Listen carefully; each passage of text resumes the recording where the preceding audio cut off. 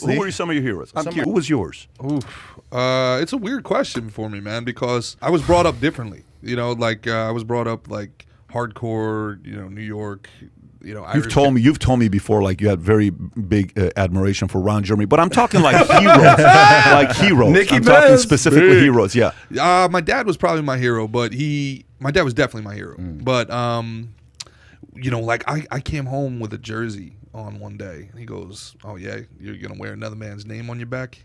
What is wrong with you?" Bronx Tale. That's like Bronx Tale. That's Mickey Mantle don't pay your rent. That's exact. That is exactly how my father was. My father's like, "Oh, you're crying because the Mets lost? Okay, I got to go to work." Daryl Strawberry ain't paying your rent. Gonna go to bed. How do you feel about that? How'd you feel about it then? How do you feel about it now? It changed the way I viewed. Like I didn't like. I was very. I think it helped me compete, because it gave me an idea that these are just men. If they can do something, I can do something.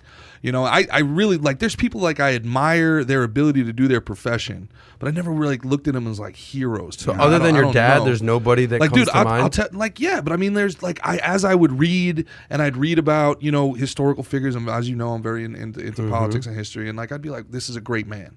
This is a great man. This is a great man who did great things. Yeah. But I never really like, I look at it almost as like, I could emulate them. Wow. Like this is somebody that I can do. If he did it this way, I can do this way as well. I'll tell you what, it's something I've had to kind of unlearn as I got older, because like the mentality becomes like, like you see someone doing well, and the initial reaction is, oh, he ain't shit, man. Like, man, screw that guy. That like, hater mentality. It's a hater. It's a 100% hater mentality. Don't be a hater. What ends up happening to it is like, yeah, it's cool. Like, you're not a fanboy or nothing like that. Or like, is that a part of Jersey culture or no? Yes, for sure. Okay, yeah, I was going to say that's Jersey for sure. But there's also a part of it where you have to be willing and open to be like, you know what, man, maybe this guy knows something I don't know, and let me humble myself a little bit, and let me try to learn in that moment. But it's taken me a very long time to kind of unlearn that, man. That's interesting. I don't need this dude. That must be a real cultural thing, because I've never had that. Like, I find never myself had what, Zuby? Like that kind of hater reaction. Is it UK or is it your family? That's a good question. Probably more family. Okay. Probably more family. Like, I mean, I was always brought up, and I think just the way I'm wired to, you know, like, admire and respect, you know, hard work and success, and, you know, as what people would call a meritocracy, et cetera. Yep. It was never really sort of formally put to me that way, but that's how I always looked at it. I mean, even to this day, I don't hate on anyone or anything, even with someone who I don't really like, or I don't really like what they're doing or whatever. If someone is successful in any way, shape, or form, there's always something that you can learn from that. Yeah. Always something that you can take away. You may not even, you know, some musician could blow up and you don't like their music, but you look into the story of, okay, how did they get there? How did they do it? And you'll pick up something. Even some of these, I don't know, people talk a lot these days about influencers. Oh, there's these people on Instagram or TikTok or whatever, and you know, people criticize them because they're like, oh, that girl's just, you know, posting dumb dancing videos, and she's, you know, but it's like, well, she's got 15 million followers. She's doing something. Like Addison Rae. You can learn something from that. You know, I don't want, it's the wrong mentality to say that I was brought up to be a hater. Oh yeah, no. But I do want to clarify. You did say that's like a Jersey thing? What is that? But it's not, like, I can't really explain it if you didn't grow up in that area. It's not jealousy, and it's not hate. It's just like, all right, whatever, he's doing his own thing. Like, I'm not going to suck up to him to get his shit, whatever, I'll do my own thing. You're not going to fanboy it. It's like, yeah, it's like. That is true. That is New York, Jersey. But the other side of it is like, shit. No, but it's like an apathy. It's an apathy towards it. And like, literally, like, if somebody would be like, if somebody would come home and like my sisters would go to a birthday party in like Colts Neck at some like big house or something like that, and they come home, they'd be like, you wouldn't believe the size like we had like this little tiny like above ground pool in the backyard and stuff like that.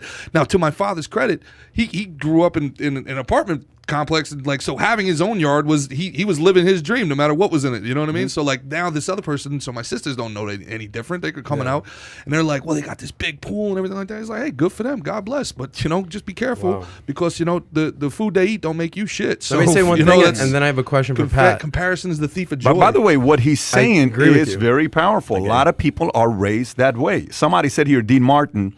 That was one of the people we grew up with. Paulette, my sister, was texting me. We grew up to Jerry Lewis and Dean Martin. My dad loved John Wayne. Yeah. John Wayne, he loved. Jerry Lewis, Dean and Jerry. Yeah. Well, comparison is the thief of joy. That's the last thing you said, which is actually true. So sometimes, like, I'm actually a pretty, respect, bro. Like, but I'll find myself hating sometimes, right? I think it happens, right? Like, quite candidly. And then when I find myself hating on someone, I'll say, hold on, why am I hating on this person? And oftentimes it's because they're doing something that I want to be doing or I think I can be doing.